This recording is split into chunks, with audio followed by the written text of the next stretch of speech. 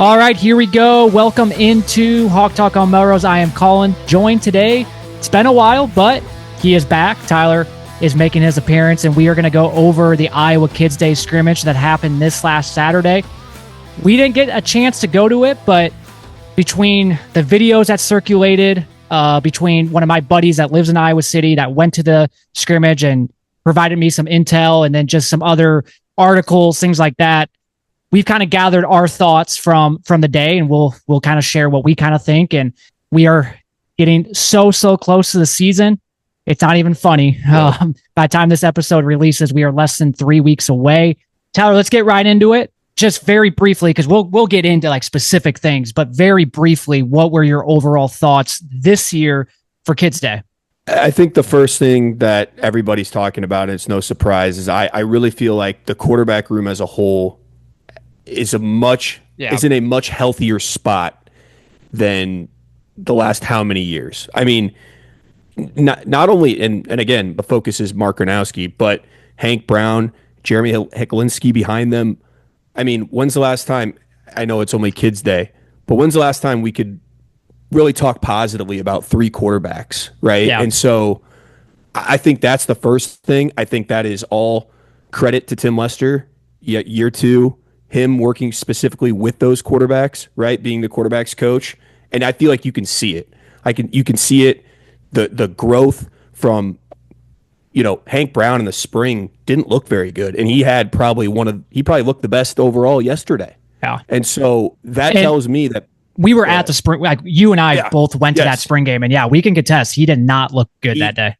No, but man, it was a night and day difference even since then, and that's not that long ago. So, and then Jeremy, I think the first couple passes I think I saw that he threw, he was just chucking them deep, and he's kind of got a fearlessness to him that I think is reassuring and really good, because it's nice to have, because it's like you feel like you haven't had that in a long time. That pass to Weegan, by the way, he was totally in bounds. It was definitely a catch. Yeah, 100%. That was a great throw by Jeremy. I slowed it down, and I literally kind of tried to go frame by frame with it, and I'm like, yeah, he definitely caught that. And I don't know what that ref was seeing, and then Mark had an okay day, I think, by even his standards. But again, some of the passes that he was completing down the field, which again is something that Collin and I have been trying to wish for this offense for so long, is just attempting deep balls. He's not afraid to throw deep, that's for sure. Well, and Tim's not afraid to call those. So I love that. But yeah, see, that's the first thing that jumps out to me, Collin, is the quarterback room as a whole is so much more competitive, and I feel like the future is bright with Iowa quarterback play. Yep, for sure. And we'll get more into quarterback play because I have my thoughts on Mark. But my observation, I'm just going to say something a little bit different from you, because obviously, yes, quarterback play is super easy to talk about. But I was impressed with the boys up front, the offensive line and the defensive line. And that's something for me. It's so easy to talk about wide receivers, running backs, things like that. But I like to really focus when I'm watching these scrimmages, really focus on the line of scrimmage, because once again, it is so important for a team's success. If you have a good offensive line and a good defensive line, you're probably going to be pretty good. It all starts up front. And I thought yesterday, let's begin with the defensive line. I thought they looked pretty dang good. And as the scrimmage went on, you could tell they were starting to kind of disrupt our quarterbacks. And I think, for Mark, for example, there were a couple moments where it would have been sacks. He was kind of under pressure. And I think that's a good thing, by the way. I think that's a good thing that's kind of going on, because it just helps 100%. Mark get better. But then the offensive line had good moments. So it wasn't like one line was dominating the other. It was both lines were competing against each other. And I think that goes to show how good I think both offensive line and defensive line is. And going back to Mark, I think, yes, going up a level, it's going to be tougher because you're going to be going up against better defenses, right? More athletic, fast. But the one thing that's going to help Mark is during fall camp, he is going up against one of the best defensive lines in the country. Now, Phil Steele, for example, has them 8th in the country and number 1 in the Big Ten. I don't know if they're that good, but it's still a really good defensive line. And so it's preparing him. So when the season starts, you're going to be going up against defensive lines that are way less good compared to this Iowa defense. But even when you do play Penn State and Oregon and do go up against some great defensive lines, you're going to be prepared because you are going up against that in practice every single day. So I just kind of want to start there with the line scrimmage. I thought both sides looked good. There were moments when the offensive line looked really good yesterday, both in pass and in run. And then the defensive line I thought looked really good as well. And I do think, and this is something that one of my buddies that went to it yesterday also said, I think the defensive line is definitely night and day different compared to last year. And I think it's because we actually have depth this year, unlike last year. Yeah, you actually just took the words right out of my mouth. I think me and you have been talking about that as possibly a reason why the defense regressed last year, right? Yeah. We had a lot of guys return, but the defensive line really didn't disrupt and create a consistent amount of pressure on the quarterback. And I feel like our secondary just wasn't able to hold up in some of those moments. And that's why maybe we kind of got, torched over the top a few too many times than even me, you or Phil Parker would have liked to have seen. So that's an excellent point. The big thing at the offensive line is still the left tackle spot, right? Yeah. Trevor Lauk started, but you got Dotzler, you've got Bryce George, which I thought for the last month, I was like, I think he's going to start. I'm starting to think it's going to be Lauk. Well, you called it kind of in one of your last podcasts. I think you've kind of said you're like, and I agree based on everything I've heard. It's like he's still like Bryce George is still just thinking the game too much because he's newer. He didn't get there in the spring, and so he's just behind. And I think maybe he's not going out and just playing, and he's thinking the game too much right now. And I think some of the other guys have kind of gotten the hang of it a little bit quicker, and I've obviously been in the program now for a while, and so that they kind of are picking up on it faster than he is. So yeah. I do agree. I for the longest time I thought it was going to be a no-brainer that Bryce George was going to start, but I don't think that's the case. Yeah, it could be a competition that goes into the year. I mean, hopefully, we have a solidified guy, but that's it could be one of those things where could go back and forth, right? Yep. Bo Stevens, by the way, was out yesterday. Sounds like he is going to be back this upcoming week, which is a good thing. He had a concussion to kind of start fall camp. So getting him back will be good news. And then another injury on the defensive line, Jeremiah Pittman, he's still out as well. So he'll be I think he's coming back in a couple weeks is what Kirk said. So, with him, and then Kinnick was also out of defensive line too. So you get those two bodies back, and it's just going to help with that depth at the defensive line. So let's now, I do want to go back to quarterback play because that's the talk of the day. That's what everybody's focusing on is Mark and the backup quarterbacks. And I agree with you. I think Mark looked okay. I don't think it was his best performance, but I don't think it was a horrible performance either. I think the horrible moments were definitely the snaps, right? He was had issues with getting some of this. I think it happened twice. He fumbled on 2 snaps. That's something that you got to shore up. The good news is we're not even at the halfway point between when they started practice and when the first game is. So there's still 3 weeks to get that issue resolved because it needs to. You just cannot let that happen. But then there were also, watching all the plays from yesterday, there were obviously some throws that he probably wishes he had back. And then he had that pick 6, which I just think he shouldn't have thrown it. Don't get me wrong. I am blaming it on him, but it was just a play that was just from the get go. It was kind of fucked. Yeah. So those were definitely the bad moments, but then you did see those 2 really good throws. The one to Reese Vanderzee, one to Seth Anderson, both really good throws, right on the money. And then just the way he kind of navigated the pocket, even some of the throws maybe that he didn't get, you could tell he looks comfortable back there. That was something going back to last year at Kids Day. Not only was Cade McNamara not accurately throwing the ball and completing these passes, but he just did not look comfortable. It was dude, is this guy a freshman out here? He does not look comfortable at all. Yesterday, Mark just looked calmed.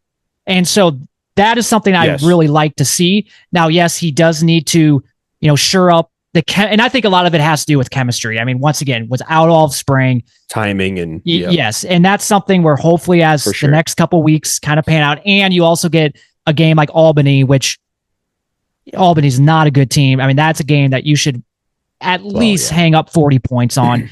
That's a game where you can just continue to work on that timing, that chemistry with your wide receivers. Yeah, I think he, like you said, he had a really good command of the offense. And what really impressed me, and you saw it at a few plays, his mobility stands out to me, right? His ability to scramble, to continue to extend a drive, or even his mobility on some of those bootlegs, And I think I even saw like a read option. I think he tried to keep it, didn't go for much, but he has that ability, which is good to see. Yep.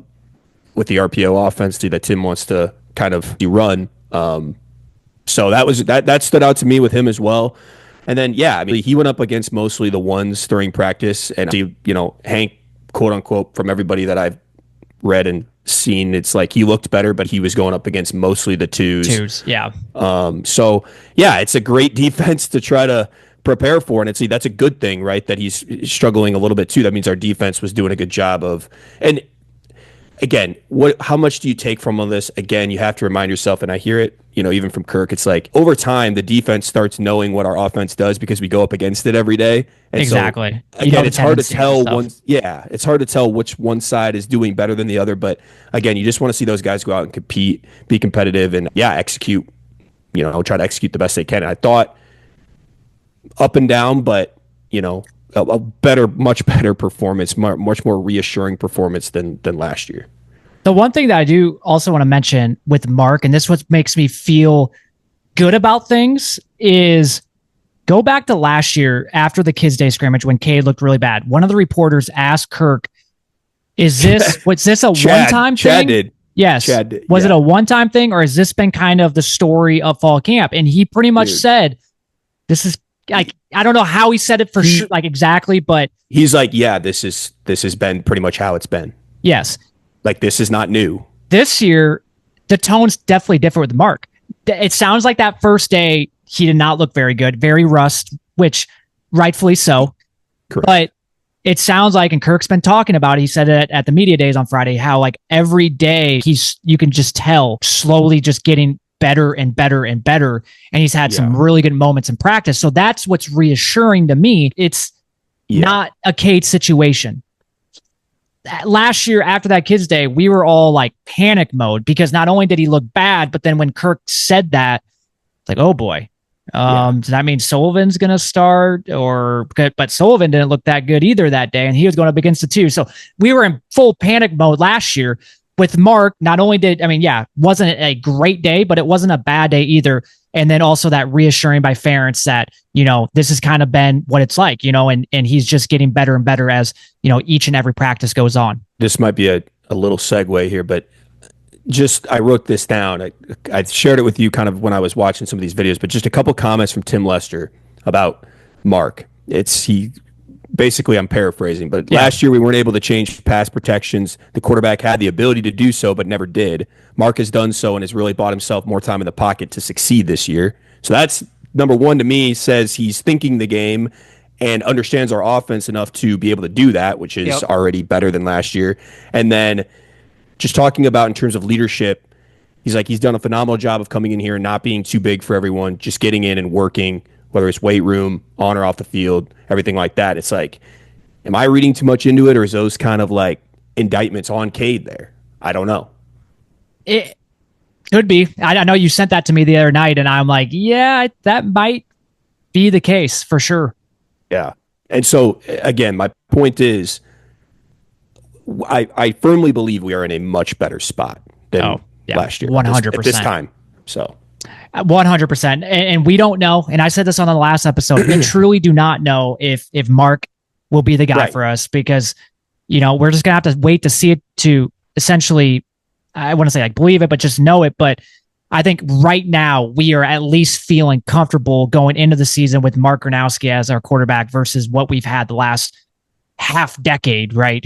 Going into a season. That's 100% for sure. Let's go to like the wide receivers now, just because, we're obviously talking quarterbacks, the passing.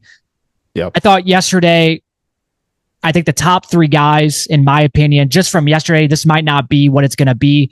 Reese Vanderzee, Jacob Gill, and Seth Anderson. I thought Seth Anderson had a great day. It's really good to see because he's finally healthy. I think the last 2 years, we just did not see his full potential because he was hurt all the time. Now he's finally healthy, and he had some nice catches yesterday. He has the speed to get that separation. So I really liked what I saw from those three guys. I liked what I saw out of Dane Howard. And this is another guy, go back to the spring game that we were at. I remember we talked about him after that game, and we're like, damn, he looked not only like he looks bigger, so he just looks more physical. And so yesterday, another decent day by him, had a couple of nice catches. Hank Brown, I think that was one of his favorite targets. He threw to him, I think 3 times on just one drive alone. So I think he's going to be a factor. And then some of the other guys kind of had quiet days. I was hoping maybe to see more out of, Sam Phillips. He was out there a lot. He just didn't really get any targets. KJ Parker, I think, had 1 catch. And, he's a guy I'm really high on. So I think they're all going to see the field, no doubt. But I think the 3 top guys might be Reese, Gill, and Anderson. And I think Weegan too. I mean, I think he'll be out there enough that, he's a guy in the slot that can be really shifty, and we use him in a variety of ways. We just talked about a catch that he should have had. So I agree with you. I think there's a lot of hopefulness in terms of the wide receiver group, like you mentioned, kind of building off that a little bit with the tight ends. Didn't really feel like I heard too much about any of that, but hometown guy of ours, DJ Vanami, saw the field out there. He's a guy who just got to earn himself a scholarship. He's a tight end, and I was just watching a clip, and I know he was targeted like 3 or 4 times, and I know he had a catch, but he also kind of had like a fumble too. Yeah, I did write down in my notes with the tight end group, very quiet day, and kind of goes back to the overall season last year. Tight ends just were not really utilized them. Yeah, we definitely did not last year. We were more trying to get the wide receivers involved. And it's something to kind of think about as, this season goes on and to come under Lester is like, are we slowly kind of not really going away from tight ends, but just not utilizing them as much as like we used to? And it's only one day too. So I don't know what the last 9 practices have looked like, but that's just something going in the Albany game, something to kind of watch for and see, like, do we utilize the tight ends or not? Or are we just kind of a team that's going to utilize the wide receivers? So, and then going to running backs, Kamari Moulton and TJ Washington were both out, which gave a good opportunity for some of those younger guys. And I said this to you after the spring game because we watched him live. Called it. Nathan McNeil, I am super high on this guy. True freshman out of Tampa, Florida. I mean, he looks the part. Now, how much is he going to play this year? I really don't know because you got the top 3 guys in Moulton, TJ, and Jazz, but I think he's going to see the field. I think he's really good.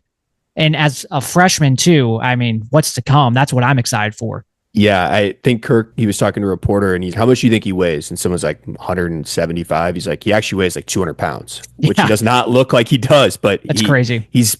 And there was a clip, on Twitter of him, he got that handoff and he kind of went to the outside on the left side and kind of hit the hole hard and got like a 15, 20 yard run. And I mean, you can just see he's got the physical tools to be a potentially really good running back down the road. But I agree with you. I think he's too good not to see some action, whether he gets redshirted or not. I could still see him getting in a few games this year. To me, like what I like about him, and obviously we got to see this in like a real game, but like his tools, he has more tools than like Jazz. I feel like Jazz is just like a downhill runner.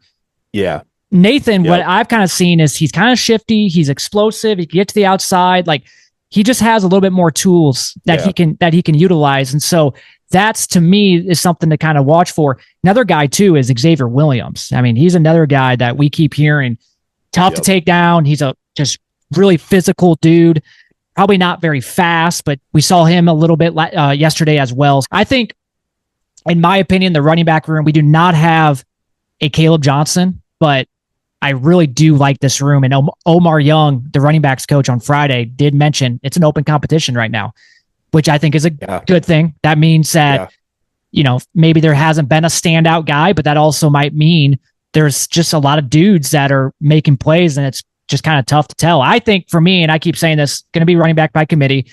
It's just going to be like, hey, that one game, it might be Jazz's day. He's just going off. So feed him the ball. The next game, hey, Kamari Moulton going off. Okay. I think that's what's going to be this year. I don't think there's going to be any said player, that one guy that's going to put up 1,000 yards like Caleb Johnson did last year. And you're just going to keep feeding that one guy. I don't think that's going to be the case this year. And you mentioned TJ Washington not being out there. You're really high on him. You think, he has the potential to be really good this year, especially catching the ball out of the backfield too, like on third downs and stuff. So we got so many guys and I love that because when you don't have a bell cow back like a Caleb Johnson, you have a bunch of guys that can do a lot of different things. That's really good for your offense. And I feel like Tim is really good at utilizing, and putting them in a position to do what they're good at. So. Yep, exactly. All right, let's switch to the defense. We already talked defensive line. Let's talk to two position groups that I think most people are a little afraid about, and we'll start with the linebackers. Yep. I thought for the most part, like Carson Shire looked really good yesterday. I think he's a guy, I keep saying this, as long as he can stay healthy, because that's his biggest thing is just not staying healthy. If he can stay healthy, I don't think we will have a problem with him. I think he will be really good for us. I don't think there's going to be a huge drop off. Now, the other one is Jaden Harrell, and quiet day yesterday, but I think that's a good thing, though, in a way, because it was a quiet day for the linebackers, but that also means that they weren't giving up, bad plays either. They were just doing their thing. And that's, for me, is what I'm hoping for this year. And I trust Seth Wallace is getting a linebacker, whatever linebackers are out there, whether it's the older guys or the younger guys, they just do what they need to do, be decent at it, and you'll be good. If you have a good defensive line, you got linebackers that are just competent and are just doing what they need to do, not giving up big plays, not, missing tackles, then I think we're in good shape at the linebacker. Doing their job. Yep. Yeah. Yeah. And it is a weird feeling not having those impact players at the linebacker spot. We've been so fortunate. Yeah. And maybe we will. Like, guys just, step like you up said, they haven't gotten the opportunity. And so, we don't know. And that it's just kind of I don't want to say it's a concern. It's definitely not a concern. I think Seth Wallace is the best at what he does. So I think you'll have those guys ready to go. But it is just a kind of an unknown of like, we don't know until they get out there, right? We'll just have to wait and see. And there's plenty of guys, like you said, younger guys behind them that I think are a lot closer to them than people think. So exactly. I think we're going to be really good in a few years for sure. I do. I really believe that you get into the season, and as the games go on, if there is a little bit of a struggle from the starters, some of those younger guys that everybody is high on might see the field. Yeah. So that's just something to monitor. But I just trust Seth Wallace, and I get it. Not every year. You're not going to be able to always have good linebackers. And we've been literally blessed with, the best great linebacker after great linebacker after great linebacker that you think at some point it's probably going to go back down for a year or two. Hopefully not, but I do. I just trust Seth Wallace. I think he's that good of a coach that, he's going to put us in the best possible situation. He's going to get the most out of his guys. And to me, I'm not, and I said this on the last episode by myself, I'm not as concerned about the linebacker room as some people are. There are some people that are really afraid about thinking that is going to keep us down. And I just don't. Now, secondary, primarily the corners, that's where I'm a little bit more oh boy, I'm a little afraid there. And now TJ Hall out for at least a week or two with a bone bruise. And so hopefully he can get back. Jalen Watson, not fully hurt because he did suit up yesterday, but he was very limited. So, he's not 100%. And that really leaves in kind of three guys that you're going to have to probably roll with. Let's just say hypothetically there was a game tomorrow. It would be Deshaun Lee, Shaheed Barrows, and Rashad Godfrey. And we kind of know what we have in Deshaun Lee. We hope that he took that next step, but we don't really know that for certain. And we saw the two videos that I posted the other day of Mark's deep balls were both against him getting burnt. I don't know. I mean, can we trust him to be that other corner? Right. Well, and hopefully TJ's back, right, and can be our solidified corner. But even TJ, though, we're hearing that he's really taken that next step going into his senior year, but we have yet to see that on the field, right? Because last year he didn't look great at times. It's just a mystery. Honestly, it really is. And it is something that, when you take a look at Iowa's schedule, I mean, you think about some of the teams that we are facing, starts week 2 against Iowa State. I know they lost some really good wide receivers, but they brought in 2 transfers that are really good. And then you think Indiana, Penn State, Oregon, some of these teams have some great wide receivers. And we just got to make sure, we just got to shore up and make sure that our corners are good, whether it is, TJ Hall and Shaheed Barrows or, Deshaun Lee and Jalen Watson. We just got to make sure we got to find the guys now.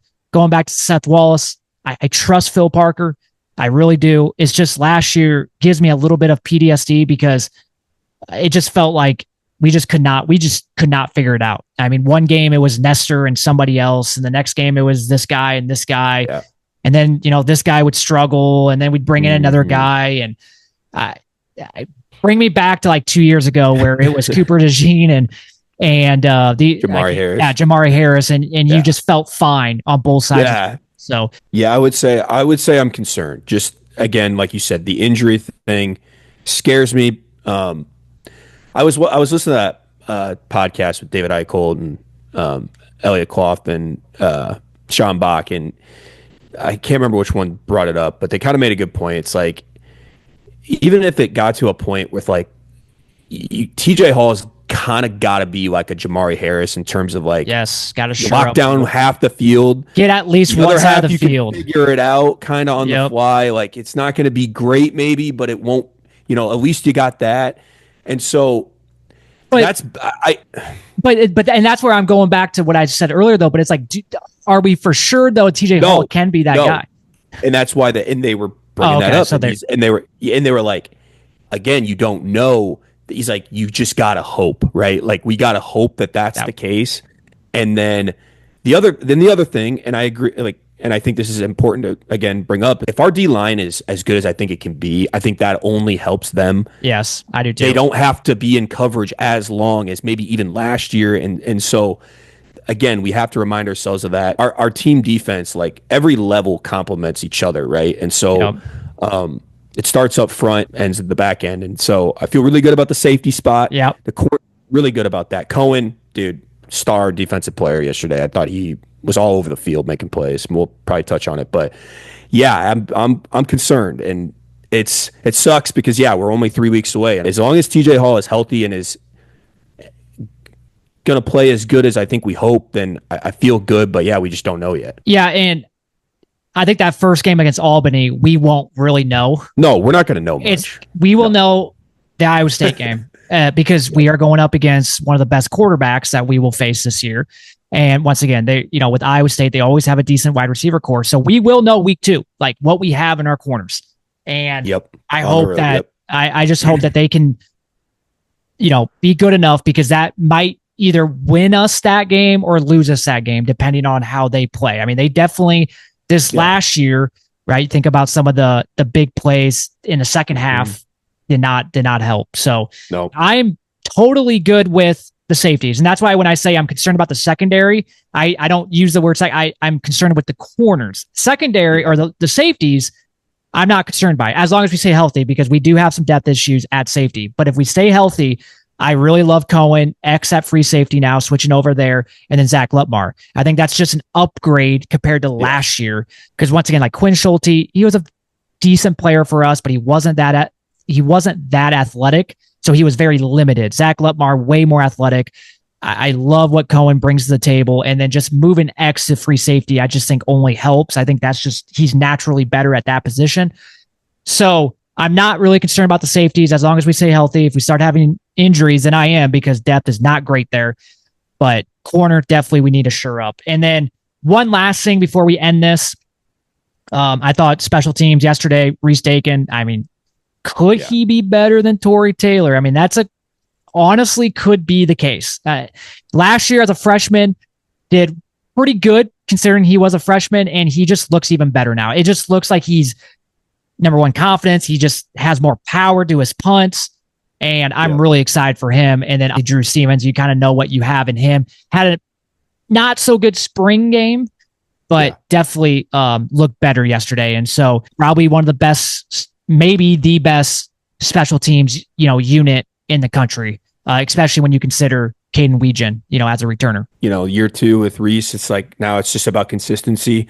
I think you saw times where he'd have the best punt you've ever seen, and then so good. So exactly, consistency, as long as he can be consistent, that's his big thing. And then Drew, it's like, I think he's grown up a lot since some of his, bad moments in his career. And so I think that only helps him. And I'm not worried about it. Really, I think our special teams should be one of the best in the country. And it's always important to have it, because you don't think much of special teams until it's bad, and then it's like, oh yeah, how valuable special teams is. Correct. Well, that will do it for this episode. Short and sweet, to the point. Just kind of want to give you guys our thoughts on Kids Day. Once again, you can't really take a whole lot away from it. It's only one day, one practice. You don't know what the last 9 practices look like, but it's always fun to see them out there and kind of give thoughts on it, because it's our last time seeing this team until week 1 against Albany. So, well, what our plan then moving forward here is, since we are 3 weeks out, we'll have probably 2 more episodes out. We'll probably have one maybe in the next week or 2, and then we will have our big, season predictions, bold predictions with Colby, more than likely going into week 1 against Albany. So stay tuned for that. So at least 2 more episodes before the season starts, and then we'll be doing episodes every single week once the season does start. So that will do it for this episode. Thank you guys all for listening. Have a good week, and go Hawks.